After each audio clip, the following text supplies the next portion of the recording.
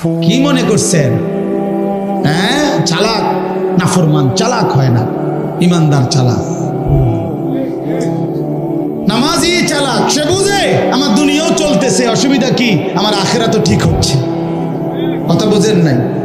আমার দুনিয়াও চলতেছে, আমি তো দুপুরে ভাতও খাইলাম, জোহরের নামাজও পড়লাম, অসুবিধা কি? আজকে না, আজকে রোজা রাখছি, তো বুঝাইলাম যে ইমানদার তো বুঝে, ইমানদার সহজ হিসাব এটা। আমার তো দুনিয়া চলতেছে, আমি তো বিয়ে করছি, আমার তো বাচ্চা হয়েছে 4টা, আমার তো ঘর আছে, আমার ঘরেও সোফা আছে, আমার ঘরে ফ্রিজ আছে 2টা, আমার ডাইনিং টেবিল নাই, ডাইনিং টেবিল না, খাট আছে। তো আমার সমস্যা কি? দুনিয়া তো আমার ভোগ করছি, আমি 5 ওয়াক্ত নামাজ আমি জামাতে পড়ছি, আলহামদুলিল্লাহ। সমস্যা কি? আল্লাহকে মাইনা আমি আটকায় গেলাম কোথায়? নাফরমান আগায় গেল কোথায়? আরে বেঈমান, তুই কই আগাইলি? এই বেনামাজি অসভ্য, তুই আগাইলি কই? নাফরমান, ঘৃণা ছাড়া, লজ্জা ছাড়া আর কি জোগাড় করলি বাপ? তুমি কি আগাইলা? আজকে আমরা যারা 5 ওয়াক্ত নামাজ পড়ছি, আমগো এখন বাজে 10টা 2। আজকে যেই নাফরমান অসভ্য নির্লজ্জ বেহায়াগুলো একটা ওয়াক্ত নামাজ পড়ে নাই, ওই অসভ্যের এখন বাজে কয়টা? তো তুই কি আগাইলি বেটা বেঈমান? কোথায় কোনানে আগাইলেন? বলে এমন যদি হইতো তোর 12:30 বাজে, আমরা অন্য 10টা ফিরে রয়েছি। কিরে নাফরমান, তুই কি আগাইলি বেটা? হ্যাঁ, আমরা যে বিশুদ্ধ, তোমার যে রবিবার, হ্যাঁ তো কিতা, তুমি কি আগায় গেলা? পৃথিবী কোনটা বেশি ভোগ করলা? ভোগ করলা কোনটা? মোবাইলের নারী, এটা কি ভোগ করা হইল? মোবাইলের ছবি, এত ধোকা, এত ছায়া, এত ছায়া, এত প্লাস্টিক, এটার ভেতরের যেটা, এটা তো ছায়া ছবি, এটা তো আসল নারী না। আসল নারী তো না, এটা তো ছায়া, এটা ছবিও না, ছবির ছায়া, ছবিও না, এটা ছবির ছায়া, এটা স্রেফ ছায়া। এই ছায়া দেখে দেখে আহা, যে যুবক তার চরিত্র নষ্ট করে দিল, যৌবনের সক্ষমতা নষ্ট করে দিল, তার চাইতে অপদার্থ আর কেউ হইতে না। ওই শিখলো কি, পড়লো কি, পরে কে কি পড়াইলো, এই বেউকুফি কি শিখলো? কিত্তে এতে স্কুলে গেল, কিত্তে এতে কি করলো, আমি কিছু বুঝি না। কি পড়লো সে? আফসোসের বিষয়। এই জন্য দয়া করে আমাদের জিন্দিগি আখেরাত, আমাদের জিন্দিগি কি বলেন? আমাদের জীবন আখেরাত। আমরা মূলত আখেরাতের জন্য মুসলমান। প্রিয় বাপ, শক্ত কথা বলছি বাবা, নওজোয়ান ছেলে তোমাদেরকেও বলছি বাপ, কিন্তু বাস্তবতা হলো এই কথাই বুঝানো যে আমাদের জীবন আখেরাত। তুমি ধোঁকা খাইও না বাপ, শুনছি কথাটা, ধোঁকা খেও না বাপ, তুমি প্রতারিত হইও না। তুমি এই কাফের বেঈমান মুশরিক ইহুদি খ্রিস্টানদের জালে পড়ে নষ্ট হয়ে যায়। এটা ইন্টারনেট, এটা জাল, এটা তোমার মতো ইমানদার মুসলমানকে চরিত্রহীন বানাবার জাল। একদিন তোমার ফকির বানায়া, চরিত্রহীন বানায়া, তোমার শরীরের সক্ষমতা, কোমরের সক্ষমতা, লজ্জাস্থানের সক্ষমতা নষ্ট করে একদিন তোমার ফতুর বানায়। একদিন তুমি নারী দেখতে দেখতে, ছবি দেখতে দেখতে দেখবা তোমার জীবনটাও শেষ, যৌবনটাও শেষ, আখেরাতটাও শেষ, আর কিছুই মিলবে না, আর কিছুই মিলবে। শত শত যুবকের জীবন আমি জানি, হাজার হাজার যুবক। আমার জিন্দিগি তো ছেলেদের সাথে, আমার জীবনটাই তো ছেলেদের সাথে। আমি তো শুনি বাপ। অতএব নিজের আখলাক সুন্দর, আমরা আখেরাতের জন্য, আমরা মুসলমান, আমাদেরকে আল্লাহ দয়া করে, পছন্দ করে এক শ্রেষ্ঠতম নবী দিয়েছেন। এত বড় শ্রেষ্ঠতম রাসূল পেয়ে আহা যে পথহারা হয়ে গেল, তার চাইতে বড় অভিশপ্ত আর কেউ হতে পারে। কুল কায়নাতের সর্বশ্রেষ্ঠ নবী আমার কপালে জুটলো, তোমার কপালে জুটলো, তবুও তুমি কেমনে পথহারা হলো? এত বড় শ্রেষ্ঠ নবী তো আর কারো কপালে জুটে না। নবী সাল্লাল্লাহু আলাইহি ওয়াসাল্লামের চাইতে দামি আল্লাহর সৃষ্টিতে আর কে হইতে পারে? তার চাইতে সুন্দর আমাদের নবীর চাইতে কে তিনি? এমন কে আছে? তিনি হাসলেও সুন্দর, তিনি কাঁদলেও সুন্দর, তিনি হাঁটলেও সুন্দর, তিনি বসলেও সুন্দর, তিনি কথা বললেও সুন্দর, তিনি চুপ থাকলেও সুন্দর, তার প্রতিটা সিদ্ধান্ত সুন্দর, তার প্রতিটা নড়াচড়াও সুন্দর। আল্লাহ নবী সাল্লাল্লাহু আলাইহি সাল্লাম ইমানদারও 1450 বছর ধরে নবীকে পরীক্ষা করছে। তিনি ইমানদারের চোখেও সর্বশ্রেষ্ঠ। পৃথিবীর সমস্ত কাফের বেঈমান, মুশরিক, নাস্তিক, মুরতাদ, দার্শনিক তারা পর্যন্ত নবীকে নিয়ে, আমাদের নবী সাল্লাল্লাহু আলাইহি সাল্লামকে নিয়ে গবেষণা করছে, একবার দুইবার না, লক্ষবার। তিনি তাদের কাছেও শ্রেষ্ঠ। কারো কাছেই তো তিনি এক জাররা, এক বিন্দু 23 বছরের 63 বছরের এই পবিত্র জিন্দেগিতে একটা কলমের দাগ বসাবে, একটা লাল কালির ফোঁটা দিবে আমার নবী সাল্লাল্লাহু আলাইহি সাল্লামের জিন্দেগির উপরে, এমন কেউ হয়েছে কোথাও? তাহলে আমরা সেই নবী সাল্লাল্লাহু আলাইহি সাল্লামকে ছেড়ে দিলাম কেন? কেন ছেড়ে দিলাম? এই জন্য দয়া করে ভাবতে শিখি আমরা আমাদের জিন্দেগির সমস্ত কর্মকাণ্ড সুন্দর করার জন্য। লিয়াবলুয়াকুম আইয়ুকুম আহসানু আমালা। আল্লাহ তাআলা বলেন, জীবন দিলাম তোমাদেরকে পরীক্ষা করার জন্য, তোমাদের কার আমল কতটা সুন্দর। আহসান, আহসান শুধু সংখ্যা বিবেচ্য নয়। নামাজ পড়ে ফেলছে 10,000 রাকাত, কিন্তু সূরা কেরাত অশুদ্ধ, দোয়া কালাম অশুদ্ধ, রুকুর তাসবিহ, সেজদার তাসবিহ, আত্তাহিয়াতু অশুদ্ধ, তো কোনো লাভ নেই। 10,000 না, 10 লক্ষ রাকাতেরও কোনো ফায়দা নেই। এজন্য সংখ্যা বিষয় না, যে কি পরিমাণ, না, গুণগত মান, গুণগত মান আহসান হইতে হবে, সুন্দর হইতে হবে, কোরআন সুন্নার আলোকেই হইতে হবে, আলোকে যেভাবে হোক। আমরা অনেক মুসলমান এই কথাটা, হযরত মাওলানা মুফতি বেলায়েতুল্লাহ সাহেব শেষ এই কথাটা বলতে চাচ্ছেন। অর্থাৎ একটা কথা মনে রাখবেন, ছেলেরা তোমাদেরকেও বলি বাবা, যে যেটুকুই ইসলাম মানি এটুকুও গ্রহণযোগ্য হওয়ার জন্য বিশুদ্ধ হওয়া জরুরি, বিশুদ্ধ হওয়া জরুরি। শুধুমাত্র মসজিদে আসলাম শুক্রবার জুমার নামাজ, আমার উপস্থিতিটা দেখাইলাম, এতেই আমার জুমার নামাজ কবুল হবে না। জুমার নামাজ যেভাবে আদায় করতে হয় ওইভাবেই হইতে হবে। নামাজের সূরা কেরাত ঠিক হইতে হবে। শুধু আল্লাহর ঘরে গেলেই হজ আদায় হয় না, শুধু মিনা আরাফায় গেলেই হজ আদায় হয় না।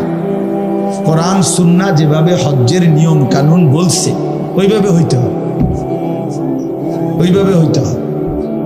তাইলে শুধুমাত্র উপস্থিতি যথেষ্ট না, যে আমি আসছি তো জুমার নামাজে মসজিদে, না, এটা যথেষ্ট। আমি শুধু তো উঠানামা করলাম 4 রাকাত, না, শুদ্ধ হইতে হবে। আল্লাহ নবী সাল্লাল্লাহু আলাইহি ওয়াসাল্লাম বলেন, তিলকা সালাতুল মুনাফিক। 3 বার বলছে নবীজি কথা। ওই নামাজ মুনাফিকের নামাজ, ওই নামাজ মুনাফিকের নামাজ, ওই নামাজ মুনাফিকের নামাজ। কামা ফানাক্কারা আরবাআন লা ইয়াযকুরুনাল্লাহা ইল্লা কালিলা। যে শুধু দাঁড়াইলো আর 4 রাকাতে 4টা ঠোকর মারলো। এই ছেলে বেটা থেকে উঠো, বেটা অপদার্থ কোথাকার।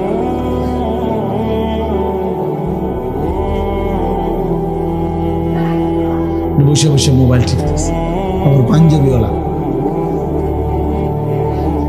তো আল্লাহ নবী সাল্লাল্লাহু আলাইহি ওয়াসাল্লাম বলেন, সে 4 রাকাতে 4টা ঠোকর মারল। লা ইয়াযকুরুনাল্লাহা ইল্লা কালিলা, একেবারেই যৎসামান্য আল্লাহর জিকির তাসবিহগুলো ঠিক মতো পড়লো না। নবীজি সাল্লাল্লাহু আলাইহি সাল্লাম বলেন, ওই নামাজ মুনাফিকের নামাজ। এই জন্য তাড়াহুড়ো করে যে নামাজ, এটা মুনাফিকের নামাজ, মুনাফিকের নামাজ। তাইলে যেখানে শুধু তাড়াহুড়া করলো কেন, এই জন্যই নামাজ মুনাফিকের নামাজ হইল। সেখানে অশুদ্ধ পুরা, এটা কি ইমানদারের নামাজ? এটা মোমেনের নামাজ হইল? হইল। এই জন্য আপনি মাদ্রাসায় পড়েন নাই, আমরা হুজুর না, এই সমস্ত কথা আপনি জবাব দেবেন। আপনি মাদ্রাসায় পড়েন নাই কেন, আপনি হুজুর না কেন, এটা কার দোষ? আপনি সূরা কেরাত দোয়া কালাম শিখবেন না কেন? আপনার উপরে যেটা দায়িত্ব ফরজে আইন, আপনাকে শিখতে হবে, কোরআন শুদ্ধ করতেই হবে। এর জন্য মাদ্রাসায় না পড়েও শুদ্ধ করতে হবে। মনে করেন মাদ্রাসায় পড়েন নাই ছোটবেলায়, এরপরও আপনাকে ঠিক করতে হবে। মনে করেন আপনি হুজুর না, এরপরও আপনার নামাজ বিশুদ্ধই হতে হবে। পাবলিকের নামাজ কোনো রকম হলেই চলবে, আর আমগো হুজুরদের নামাজ হইতে হবে একদম বিশুদ্ধ। এটা তো বৈষম্য হয়ে গেল। বৈষম্য হইল না, এটা তো ইনসাফ হইল না। আপনি বেহেশতে যাইতে হইলে ভুল ভ্রান্তি অশুদ্ধ নামাজ পড়েই আপনি বেহেশতে যাইবেন গা, আর আমি 12 বছর লাগাইয়া সূরা কেরাত দোয়া কালাম ঠিক করতে হইব, কেরাত মস্ক করতে হইব, কারি সাহেবের কাছে পড়তে হবে। আমার বেহেশতটা এত কঠিন হয়ে গেল কালাইয়া, আমি কি মাদ্রাসা পড়ে অন্যায় করলাম? তাইলে বোঝা গেল এটা আমাদের ভুল ধারণা। এই জন্য এটা মনে রাখতে, আমি কিংবা আপনি, জওয়ান কিংবা বুড়ো, জেনারেল পড়ুয়া কিংবা মাদ্রাসায় পড়ুয়া, নারী কিংবা পুরুষ, মুসলমান মাত্রই তার প্রতিটি আমল বিশুদ্ধ হইতে হবে। কি হইতে হবে বলেন? ফামান কানা ইয়ারজু লিকা রাব্বিহি ফালইআমাল আমালান সালিহা। আল্লাহ তাআলা বলছে, যারাই আল্লাহর সাক্ষাৎ চায়, জান্নাত চায়, যে আল্লাহর সাক্ষাৎ পাবে পরকালে সেই জান্নাত পাবে, যে জান্নাত পাবে সেই সাক্ষাৎ পাবে। একই কথা এটা। তো যে আল্লাহর সাক্ষাৎ চায় মানে জান্নাত চায়, আল্লাহ তাআলা বলেন ফালিয়ামাল আমালান সালিহা, সে যেন তার সবগুলো আমল বিশুদ্ধভাবে করে। কোরআন শরীফের আয়াত, ওয়ালা ইউশরিক বিইবাদাতি রাব্বিহি আহাদা, এবং আল্লাহর ইবাদতের সাথে কাউকে যেন শরীক না করে, মানে ইখলাস শুধু আল্লাহর জন্য করে। তাহলে এই জন্য আমি অনুরোধ করলাম আপনাদের কাছে, এটা আমাদের বোঝা উচিত। না বুঝলে আফসোস করবেন, আজ কিংবা কাল আফসোস করতেই হবে। কবরে গেলেই বুঝে আসবে, লাতারাবুন্নাল জাহিম সুম্মা লাতারাবুন্নাহা আইনাল ইয়াকিন। আল্লাহ তাআলা বলেন, তুমি তোমার 2 চোখে জাহান্নাম দেখবা, এবং তোমার তখন পরকালের সব কথাগুলো ইয়াকিন হবে, কবর, হাসর, মিজান, ফুলসিরাত। কিন্তু লাভ কি হবে?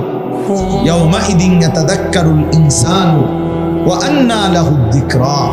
আল্লাহ তাআলা বলেন, বান্দা হাসরের ময়দানে যখন জাহান্নামকে সচক্ষে দেখবে, তখন তার দুনিয়ার সব কথা মনে পড়বে, বুঝে আসবে। কিন্তু ওয়া আন্না লাহুদ যিকরা, কিন্তু আল্লাহ বলেন, বলো না বান্দা, মনে পড়ে কি লাভ? বুঝে তো আসবে, ঠিক আছে যে বিড়ি খাওয়া ঠিক হয় নাই, সিগারেট খাওয়া ঠিক হয় নাই, গালি দেওয়াটা ঠিক হয় নাই, চুরি করাটা ঠিক হয় নাই, সুদ খাওয়া ঠিক হয় নাই, কিস্তি নেওয়া ঠিক হয় নাই, নারী দেখা ঠিক হয় নাই, ছবি দেখা ঠিক হয় নাই, সারা রাত উলঙ্গ দৃশ্য দেখা ঠিক হয় নাই, নামাজগুলো বছরের পর বছর ছেড়ে দেওয়া ঠিক হয় নাই। তো এ তো বুঝে আসতে ঠিক আছে, উচিত ছিল, পড়া উচিত ছিল, মানা উচিত ছিল। কিন্তু আল্লাহ বলেন, ওয়া আন্না লাহু যিকরা, বলো না বান্দা লাভ কি হবে? আজকে তো আর আমলের সুযোগ দেওয়া হবে না। নবীজি সাল্লাল্লাহু আলাইহি সাল্লাম বলছেন, ফাইন্নাল ইয়াউমা আমালুন ওয়ালা হিসাব ওয়া গাদান হিসাবুন ওয়ালা আমাল। নবীজি বলছে, শোনো উম্মত, আজকে দুনিয়া আমলের জায়গা, এখানে হিসাবের জায়গা না। আগামীকাল আখিরাত, সেটা কেবল হিসাবের জায়গা, ওইটা আমলের জায়গা। ওইখানে আমলের সুযোগ দেওয়া হবে না, শুধুই হিসাব হবে। এখানে আমলের সুযোগ দেওয়া হয়েছে, এজন্য এখানের হিসাব এখানে হচ্ছে না। প্রতিদিন সারাদিনের নাফরমানির শাস্তি রাতে দেওয়া হয় না। 1 মাসের নাফরমানির শাস্তি মাসের 30 তারিখ কোনো দেওয়া হয় না। এখানে শুধুই আমল, কর্ম, ওইখানে হিসাব। এখানে মেহনত, ওইখানে ফলাফল, এখানে ফলাফল। এই জন্য আমরা সবাই মিলে যে পাত্তা দিলেন, অসুবিধা নাই, আমরা এতে করে ঘাবড়াই না যে কে উনি আপনার কথা হুজুর না, কেউ না শুনে। কোনো অসুবিধা নেই, কোনো সমস্যা নাই। গোটা পৃথিবীর সমস্ত মানুষ যদি আল্লাহর নাফরমানি করে, একজনও যদি মুমিন না থাকে, তবু আল্লাহ শ্রেষ্ঠ, তবুও কোরআন শ্রেষ্ঠ। আবার গোটা পৃথিবীর সকলেই যদি আল্লাহকে মেনে নেয়, তবু আল্লাহ শ্রেষ্ঠ, আল্লাহ শ্রেষ্ঠ। অতএব আমাদের জিম্মাদারি বলা, দিল থেকে বলা, আন্তরিকতা নিয়ে বলা, কেউ পাত্তা না দেয়, অসুবিধা কি? সমস্যা নাই, কোনো সমস্যা নাই। কোরআন শরীফে আছে, ওমা তাসআলুহুম আলাইহি মিন আজরিন ইন হুয়া ইল্লা যিকরুল লিল আলামিন। আল্লাহ তাআলা নবীকে বলছে, বন্ধু, আপনি যে দিন রাত মানুষকে আল্লাহর দিকে ফেরাইতে চাচ্ছেন, ডাকতেছেন, তো এর পারিশ্রমিক, এটার মজুরি আপনি তো মানুষ থেকে নিচ্ছেন না, এটার বিনিময় তো মানুষ থেকে না। যে একবার সুবহানাল্লাহ মানুষেরকে শুনাইলে, শিখাইলে কয় টাকা, এটার কোনো নির্ধারিত রেট আছে? নাই। তো মানুষের কাছে তো এটার বিনিময় না। 1 কেজি চালের দাম তো নির্ধারিত আছে, 1 কেজি আটার দাম তো কি আছে? নির্ধারিত আছে। 1 কেজি আলুর দাম তো নির্ধারিত আছে, কিন্তু আল্লাহর কথা বলার মূল্য তো নির্ধারিত নাই। অর্থাৎ এটা মানুষ থেকে তো আপনি বিনিময় নিবেন না। কাজে আপনার সমস্যা কি? বিনিময় তো দেব আমি, কাজে কেউ গ্রহণ করলেও বিনিময় দেব, কেউ গ্রহণ না করলেও। আপনার সমস্যা কি? আপনার যেটা পাও না, আমি সেটা আপনাকে দেব। এই জন্য আমরা দাঈ যারা হয়, আল্লাহর দিকে যারা ডাকে, ইমাম, খতিব, আলেম দ্বীন, আউলিয়ায়ে কেরাম, ওয়াইজ, মুহাদ্দিসিন, মুফাসসিরিন, ওনারা এটা বুঝে যে কেউ গ্রহণ না করে কোনো অসুবিধা নাই, কারণ আমি তো আপনাদের থেকে পারিশ্রমিক নেব না, বিনিময় তো মহান আল্লাহ পাকের কাছে। ইন্নামা নুতঈমুকুম লিওয়াজহিল্লাহ লা নুরিদু মিনকুম জাযাআন ওয়ালা শুকুরা। আল্লাহর প্রিয় বান্দা বলে, আল্লাহর সন্তুষ্টির জন্য তোমাকে খাওয়াইছি, বিনিময়ে তোমাদের কাছে কোনো কৃতজ্ঞতাও চাই না, কোনো বিনিময়ও চাই না। আপনি ধন্যবাদ দেওয়ারও দরকার নাই, ধন্যবাদেরও দরকার নেই। আপনি বলছেন আর যে মনে কর একটা ওয়াজে হয়েছে আজগা, হ্যাঁ তো কি সেতে তেতে কি আমার কবর রাজা মা, কথা বলেন না কেন? 10 লাখ মানুষ আমার চিনে, এতে করে কবর রাজা মাফ তো কি? তো শ্রোতা 50 লাখ হইলেই কি? 5 জন হইলেই কি? 5 জন হইলেই কি? সবাই চিনলেই কি, না চিনলেই কি? এতে কি আহামরি ব্যবধান কি?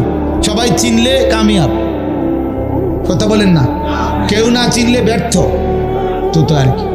এখানে আলাদা কিচ্ছু নাই, সব কিছু আসমানওয়ালার কাছে। গ্রহণ করলেও তিনি, ফেলে দিলেও তিনি, বর্জন করলেও তিনি। তিনি চাইলেই গ্রহণ করবেন, তিনি না চাইলে ছুঁড়ে মারবেন। এজন্য মূল বিষয় হলো বাপ আল্লাহর দিকে ফেরা। আল্লাহ আমাদেরকে বুঝ দান করেন। এজন্য আমি বলছিলাম মনোযোগ দরকার। আল্লাহর কথা দিল দিয়ে শুনলে, আন্তরিকতা নিয়ে শুনলে ধীরে ধীরে পরিবর্তন হয়। নওজোয়ান ভাই, তোমাদের কাছে আমার অনুরোধ, ভাইয়া, কোনো একক কোনো বক্তার জনপ্রিয়তায় অথবা পরিচিতিতে, খ্যাতিতে এভাবে কি ব্যস্ত না হওয়া, বরং আল্লাহর কথার প্রতি আন্তরিক হওয়া। ওষুধের মতো লাগুক, বিষের মতোই লাগুক, আমার গায়েই লাগুক, আমারই বলুক, তারপরেও শুনতে থাকা, হজম করতে থাকা, অনুভব করতে থাকা। তাইলে একদিন আল্লাহ পাক জিন্দিগি বদলায়, জীবন বদলায়, জীবন বদলায়। এই জন্য এটা বোঝা উচিত। আল্লাহ তাআলা সকলকে তৌফিক দান করেন। প্রিয় ভাই, এই মুহূর্তে আমাদের সবাই, সারা পৃথিবীর ইমানদার মুসলমান যারা, সমস্ত ইমানদার মুসলমানের সমস্ত প্ল্যান, প্রোগ্রাম, পরিকল্পনা একটাই বস্তু নিয়ে, সেটা হলো মাহে রমজান। যাদের কলবে, কলিজার মধ্যে কবরের ফিকির, আখিরাতের ফিকির আছে, পরকালের ভাবনা আছে, তারা শুধু নেকি তালাশ করে, নেকি তালাশ করে, নেকি তালাশ করে। আর নেকির সর্বশ্রেষ্ঠ মৌসুম মাহে রমজান। মাহে রমজান আল্লাহর প্রিয় বান্দারা নেক তালাশ করে, নেক তালাশ করে। হাদিসের মধ্যে বহু সাহাবীর এরকম প্রশ্ন আছে নবীজির কাছে, যারা কোনো না কোনো আমল তালাশ করছেন। ইয়া রাসূলুল্লাহ, আমার একটা আমল বলে দেন, আমার একটা বিষয় বলে দেন, আমার একটা বাক্য বলে দেন, আমার একটা কথা বলে দেন। এইভাবে খুঁজছেন, শুধু আমল খুঁজছেন। কেন? আমার নেকি দরকার, আমার নেকি দরকার। দুল্লানি আলা আমালিন আমিলতুহু দাখালতুল জান্নাহ। এক সহজ সরল সাধারণ সাহাবী আয়েশা নবীজিকে বলছেন, ইয়া রাসূলুল্লাহ, আমাকে একটা আমল বলে দেন, আমল করব আর আমি জান্নাতে যাব। নবীজি সাল্লাল্লাহু আলাইহি সাল্লাম বলেন, আল্লাহ এবং রাসূলের প্রতি ঈমান রাখবা, 5 ওয়াক্ত নামাজ পড়বা, ফরজ হলে যাকাত দিবা, রমজান আসলে রোজা রাখবা। তখন পর্যন্ত হজ ফরজ হয় না।